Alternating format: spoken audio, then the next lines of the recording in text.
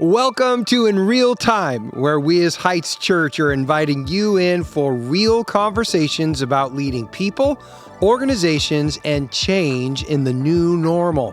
We're hoping that our real discussions about our church's journey will help you as you reimagine and rebuild yours.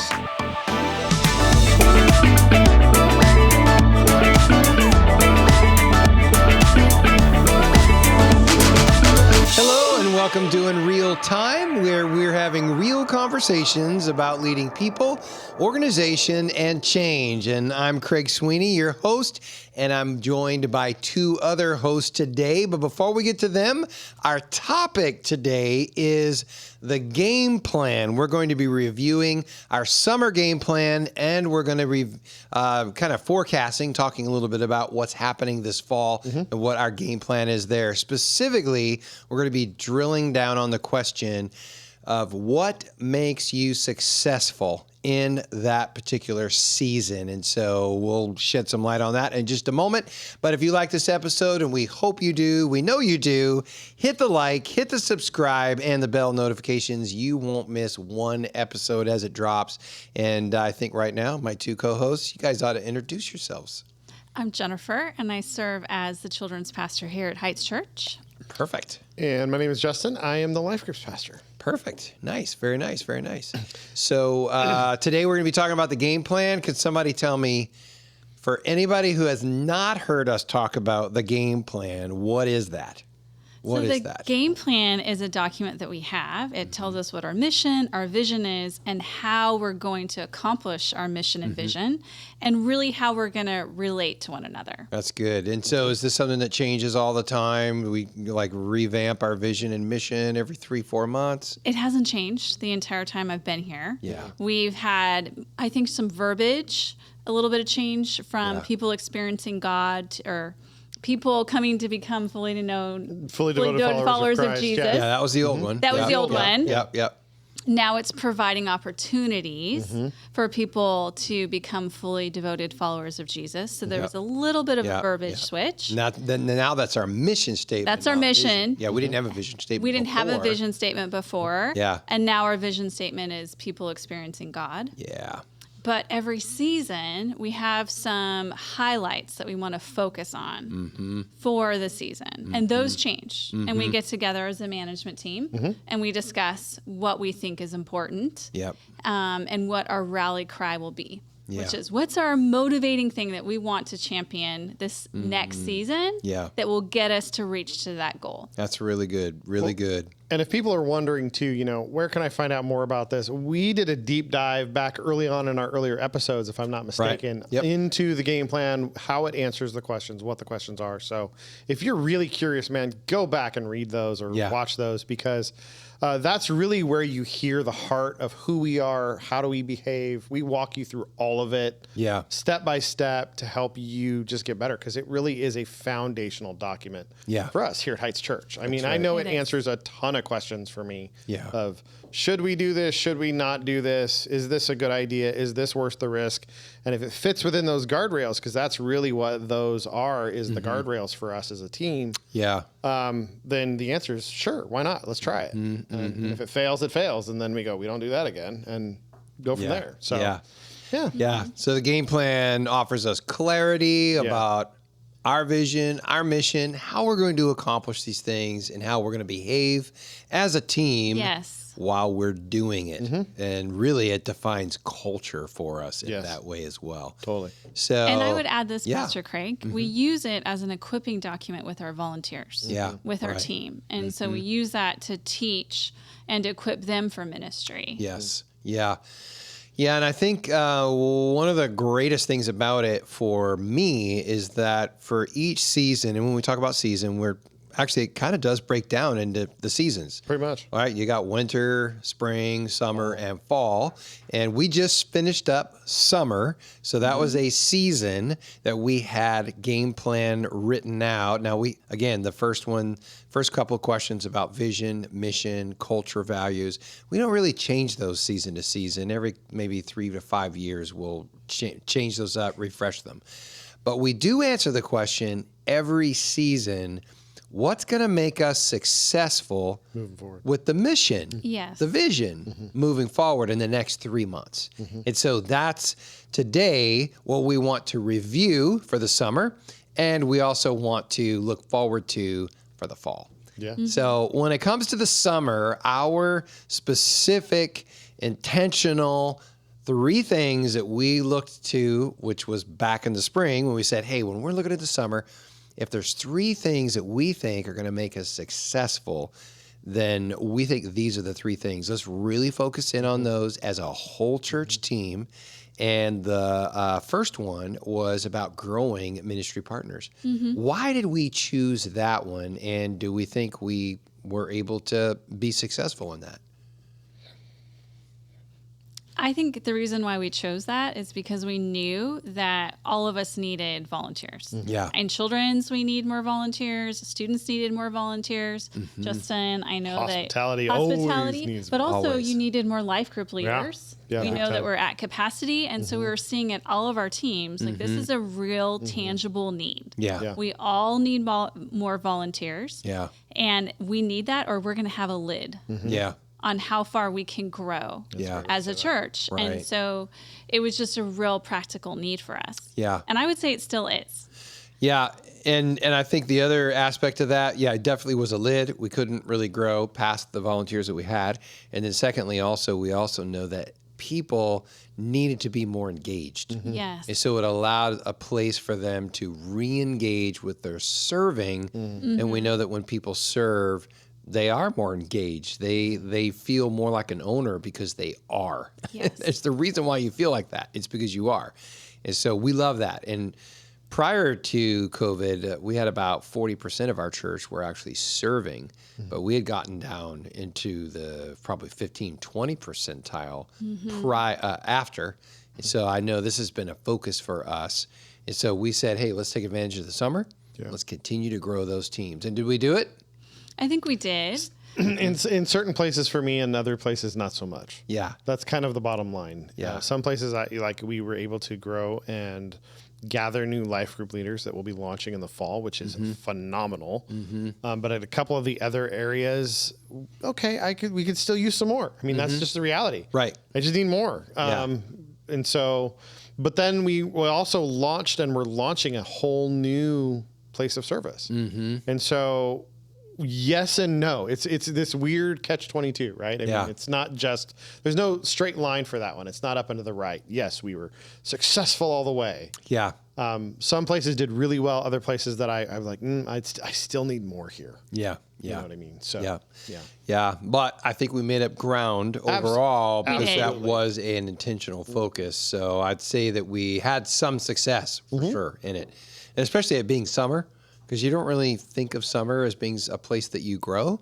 Yeah. But I think you can. It's a perfect time, actually, to engage the people in a personal conversation, to invite them. Yeah. So love that. And I know that meant us as leaders diving into some personal conversations, not just making announcements from the front. No, Yes. it's No. that personal invitation. Yeah. Yeah, personal is always much more effective. Yeah. Yeah. In fact, statistically, people say 3 out of 4 people who are currently serving today are serving because someone personally asked them, not because they heard an announcement from the front. That's huge. That is huge. And so we always try to keep that in mind. Okay. Another one that we said will be successful if we lean into our summer events. So I know, Justin, you specifically had a lot of these summer events, and you weren't exclusive, but you had a number of them. Tell us about the labs, because that was huge success. Really quick, just a quick summary of what the labs are. About 4 years ago, you came up with this idea of we want to do some deeper dives into theology in places that aren't on Sunday mornings, that aren't in our life groups. We need a venue. How do we fix this? And how do we figure this out? So we started doing these things we call life group labs, which are a deeper dive into something specific. And what I know is that there's a group of pastors that are incredibly gifted, great communicators. God has called, blessed. And so, last year, we had 7 life group labs that we had done, and good interest. People were connected. People were diving in. But man, this year, We had 9. In fact, we just wrapped up our last lab, and we've easily doubled the amount of attendance in those. Wow. From summer to summer. From summer to summer, easily doubled. In fact, this next year we're looking into, okay, we have to check the venues that we're moving forward into to make sure we have the capacity. Because one of the labs in one of the rooms that we had, we stuffed 52 people into that room, and it was bursting at the seams. Wow. Just to contain it all. And so what's so amazing is people are really hungry for the things that God has for us. And so incredibly successful this year. Yeah. I couldn't be more pleased. And some new folks stepping into leadership and leading some labs. Fun to watch, some incredible topics. And just the great feedback from people going, we want more. Yeah. That's so good. Yeah. Connecting to people's hunger. That's really good. Yeah.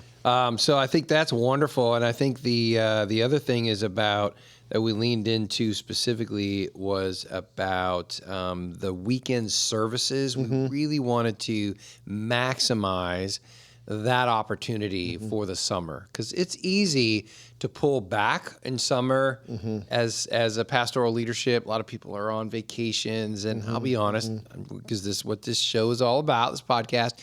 And in years past at other churches, the mentality was more like, okay, it's the summer, there's a lot of people gone, and so you know what, we just have to get through. We just got to get through it.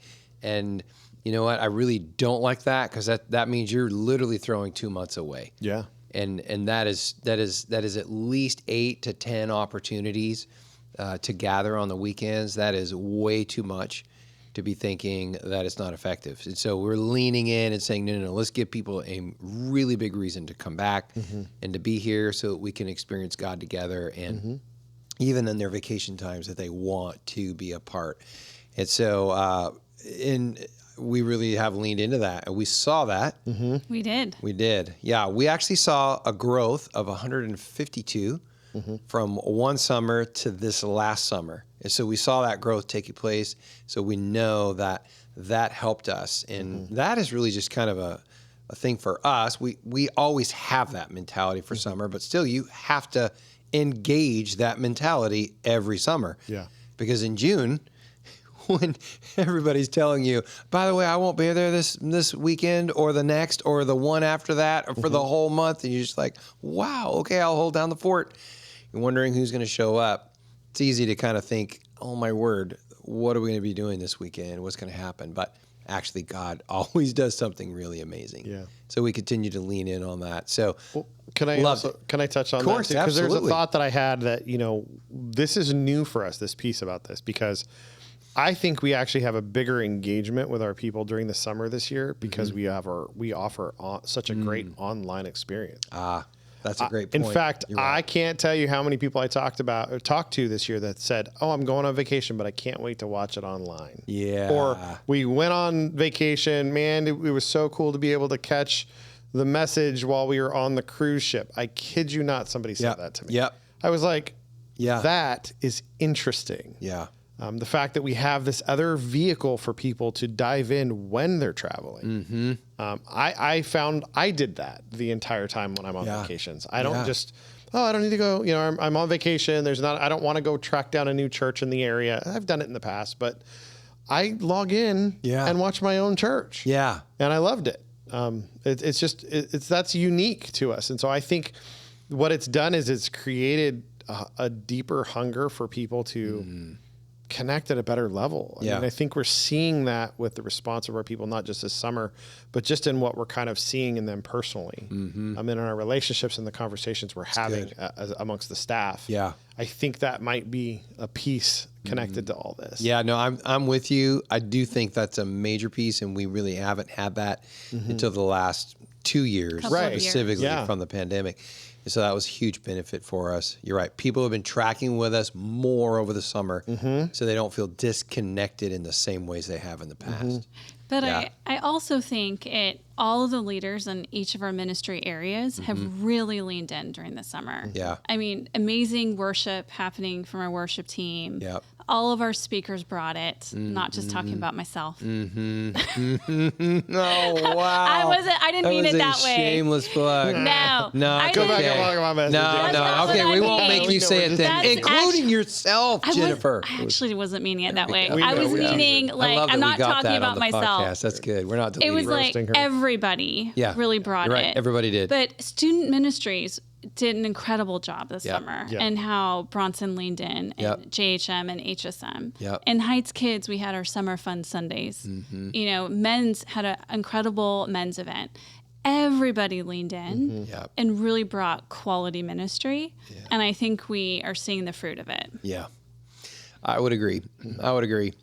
So as we were assessing this literally today, and our management team earlier, Conversation. we were looking at this and realizing, wow, those pieces helped us to be successful through the summer. And we do believe that we made up some ground. We were successful in staying on mission and accomplishing our vision of people experiencing Yes. God. Yeah, absolutely. And so that brings us now to the fall, because as we were walking through those things for the summer, now we're thinking about the fall. And when you're coming up with the answers to the question, which is on every game plan, in the next 3 months, if we focus on these three things, we will be successful. What are those three things? And so we wrestled with a number of different tensions that we are feeling right now. So why don't we unpack that a little bit today as we're talking about our fall game plan. And again, all of this is not meant for people to say, hey, for us to tell you what to do. You shouldn't. But we're wrestling with these tensions. You're wrestling with your own tensions. And we want you to, so that you can determine what's truly most important, so that you'll drill down on it and your team can have that kind of clarity as well. So ours are not necessarily going to be yours. But what were some of those tensions we were discussing? Well, we still feel like we need to grow our ministry partners. I know in children's ministry, I gained a few volunteers over the summer, but I still am not where we need to be. Yeah. And so I think most of us feel that way. I know you touched on that earlier. So definitely we still need more ministry partners. And of course, that's also another engagement opportunity for them. Yeah. Yeah. It's not just about what they can do for us. It's really the heart of it is this. We know that there's spots and we know that there's specific people that need to get connected with our ministry for their growth. Yeah. So Yeah. And it's important. We know that becomes a lid. If you only have so Exactly. many leaders, that means you can only it's like a bucket. Yeah. You can only capture as much fruit as that bucket can hold. Yeah. And the only way to grow that bucket, and we'll say that again, the only way to grow that bucket is to grow your ministry volunteer net. Absolutely. You've got to grow more volunteers. You just have to do that. And that very thing of those people volunteering is what's going to help engage them in maturity. And honestly, that's where the fun is, right? It is. Oh, yeah. That's why So we do what we fun. do. Yeah. We love what we do because it is a blast. It's so fun to see God doing a great work in people, and it can be done in big and in small ways. And everybody has a gift. I kind of believe what the Bible says. Everybody does have a gift. And everybody has more than one. That's right. And we are here to help manage those gifts and channel them in a way that can be meaningful ministry for people. So we get to do that. So for that, though, we want to bring more in. Yes. And together, our team grows, and then we can handle more. So, because I believe God's going to bring us more. And that means we need to grow our volunteers. That's good. So that's a tension we're dealing with. Yeah, for sure. Yes, definitely. for sure. Yeah. And sometimes that means that you actually add more volunteers than you need, right? Yeah. Because you want to be able to hold more fruit. Yes. Right. We actually have that right now at our 9 a.m. service. We have a lot of teenagers, a lot of youth volunteers, way more than we would ideally say that we would want for each service. Yeah. But I say yes to every one of them and I find them a spot. Yeah. And because that's what's important for those teenagers. If they want to serve, there's a spot for them. And they have a good heart and they love telling kids about Jesus, then there's a spot for them on our team. That's cool. So I've had to coach my team so that they're welcoming and they don't see the excess youth volunteers as a problem. I want them to see that this is amazing. Yeah. This is a huge blessing. Yeah, it's good. What were some of the other tensions that we're feeling as well? Well, one of the big fall? tensions we recognized is just the need that the world has really for community. Yeah. You know, we recognize that in our own church, but we see that in the world, that there's this, just people are looking to belong and be connected. We came out of COVID, and that was like, man, people were starving for connection. I mean, because you've been stuck in a home for X amount of time. And so that is a real need, real felt need out there. And so how do we create that? How do we add that to our game plan? And so I think we did. We called it creating, what was it, more community? Or Creating community. Creating community. Yeah. So we always do that through life groups, but again, it was, how can we grow these groups? And so thankfully we'd already had that kind of in play, because it's about growing our ministry partners, and we knew that this was a need, even though it wasn't on the game plan. Yep. So this is one of the vehicles in which we do that, is through having life groups available for new folks to come and join. Yeah. And so that is going to be a big place where community happens. And when training new leaders, that's one of the main focuses we talk about is, look, this is about that connection piece and studying God's word together. But it's the connection first, because if you don't feel loved by your community, you're not going to want to follow what they have. And so how do you help people understand that? The hierarchy of it, that you've got to love God, love people, and then they will grow and dive in and reciprocate. So that's definitely one of them. We also had another one that was your brainchild, if you want to share with them. My brainchild. Do you want to talk about it, which is in service? Yes. Do you want to say it, or no? Or are we going to leave it alone? I was kind of hoping to leave that one a little secret service. It's secret. Little secret service. Secret but we sauce. did have an idea, because we wanted our people to engage. It actually opened up an idea for a brand new service opportunity that actually could be as many as 20 new volunteers for us. Oh, yeah. That are already working in a gifting, and we're just going to try to make it a little more official to up the personal touch. Yes. Yeah. So create those communities. that's phenomenal, but it's a benefit to everybody. Yeah. Yeah. And people are already naturally doing these things. So we're like, well, let's just make sure that we're recognizing it and help them along. So, absolutely. Yeah. That's good. So secret service. Maybe that's what we need to call it. Secret service. Oh, I like that. A name for it. Maybe that is the name. I like that. It's a great name. It's kind of a pun. It's a pun. The name of the crew. Man, look at that. Right there. Look at that. I like that. So I think, honestly, that's something we were dealing with. And we were also, like, hey, we could talk about, again, hey, we're going to talk about the events this fall, or we're going to say, hey, lean into the event and that'll make us successful. Well, we did that for the summer, men's events, women's events, the labs. We had a lot of events, and we leaned into those, and that was important. But really, those are important now, but they're more secondary to other tensions we feel. Yes. And we know that this is the time to really lean in hard on the life groups themselves. Yes. So we're going to be focusing on that. That's the building the community piece, but also building community through our volunteer teams. Obviously, you have a bunch of people working in children's ministry. It's not just about getting the work done. It's about being with each other. It is. And in community and serving together with people On that Sunday. you actually like. Yeah, which we do enjoy each other. So on Sunday, we have our team meetings. For me, it comes down to when I have someone stopping me on a Sunday, I know I have some tasks I need to go get done for children's, but I'll put that aside and I'll make sure I focus on that person. Yeah. Because right now, that person is what's important to me. And I want that person to feel seen and known just the way I do. Yeah. And when you model that, your team does that as well. Yeah. And suddenly, you're having a lot of fun on Sunday. You are. Because you're visiting with your friends and you're making new friends and you're encouraging people. Yeah. And I think one of the ways that this also helps us to recognize success and then actually changes something that we do is that we're available before service, after service, before the next service, after service. We don't just fly in and then fly out. No. We don't go hide in our offices. We're not, we're not trying to get to our cars as quickly as possible. No. We know.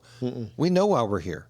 Mm-hmm. It's to be available and to love people and to be able to help them understand their value. We get to do that. Yeah. And so that helps us to know, oh, yeah, we want to build community. We want to be a part of that. We're community builders as well. And so that's relationship. So let's lead the way. Yeah. Let's be a part of that. So I love that our worship team's coming off stage, talking with people after service is over, not hiding back in the green room. To be honest with you, I see that at churches all the time. They are literally hiding back behind stage. It's like, no, why are you doing that? Get out and talk to people. You can do this. I know you can. And it's so good because those stories and those people are the things that motivate us in order to do what we do and to serve people well. We serve our church better the more personal it is, the more we know them. Yeah, that's a good then point. now it's truly relationship rather than me just teaching or singing, or even praying over somebody. So building community, these are all parts of it. So that helps lead what we do and do it a little bit different. So another one that we leaned into on this, we brought it back from the summer, was maximizing the weekend service as well with in-person and online. Yeah. Both of those are so critically important for us. They're one for one, meaning if you attend online, we count you as one. And if you're with us in person, we count you as one. Yeah. And so we're not going to say you're only half an experience. You only got 85% of the experience. No, if you're with us on the online campus, then you are a full one. And we're not going to diminish that and make it act like, you don't really care. You're not really leaning in because you're doing it online. If that's the case, then what's wrong with me? Because I have attended online myself. Right. And I know it's all about the heart that I bring. Absolutely. Yeah. And it's not just the quality and the heart. There's also some strategy involved. So like Jen Yarborough, she's intentionally doing her restoration ministries on Sunday morning because we have children's ministry. And so that's just helpful for our people. Yeah. They're already here. And if they have kids, there's children's ministry for their kids. Yeah. And Doug is doing that with his groups. Yeah, with marriage ministries. Yeah. Yep. And so I have my team meetings after service. My team's already here. Yeah. So I think a lot of us have been thinking strategically around that weekend service and how we can use that to maximize our ministry, what we're doing. For sure. Yeah. So it's been very helpful. Yeah. Now we are going to, bit of a spoiler alert, unpack online campus, online church in an upcoming episode. So we're going to talk more about that if people have questions, which I think they probably do.